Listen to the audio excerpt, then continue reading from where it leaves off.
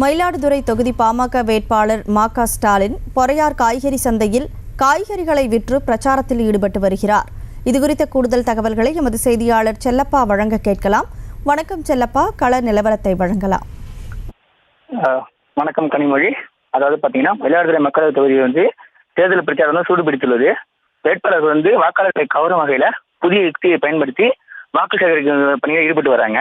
அந்த வகையில் தேசிய ஜனநாயக கூட்டணி கட்சி சார்பில் பாட்டாளி மக்கள் கட்சி சார்பில் போட்டியிடும் வேட்பாளர் மா.க. ஸ்டாலின் இன்று மூன்றாவது நாளாக பிரச்சாரத்தை தொடங்கியிருக்காரு.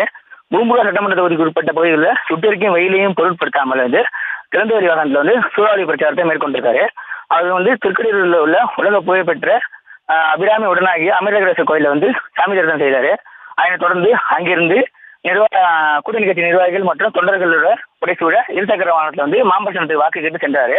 அப்ப செல்லும்போது பொறையாறு கடைவீதி காய்கறி சந்தைக்கு சென்ற அவர் காய்கறி விற்பனையாளர்கள் மற்றும் பொதுமக்களிடம் துண்டு புத்தகங்களை வழங்கி தீவிர வாக்கு சேகரிப்பில் ஈடுபட்டாரு. அப்போது காய்கறி கடை ஒன்றில் உள்ளே சென்று சந்தைக்கு காய்கறி வாங்க வந்த பெண்களுக்கு காய்கறிகளை எடுத்து விற்பனை செய்தும் தானும் ஒரு விவசாய குடும்பத்தை சேர்ந்தவன் என்று கூறியும் மாம்பழ சின்னத்தை வாக்களிக்குமாறும் கேட்டுக்கொண்டார்.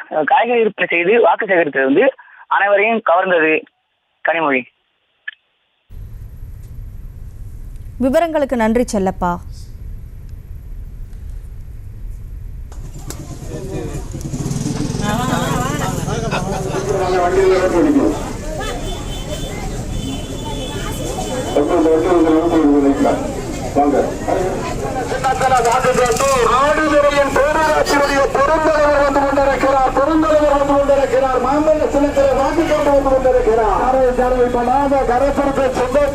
நம்ம பக்கத்துக்கு கொஞ்சம் அறிமுகம் இப்பதான் நல்லா அறிமுகம் ஆயிட்டாங்க.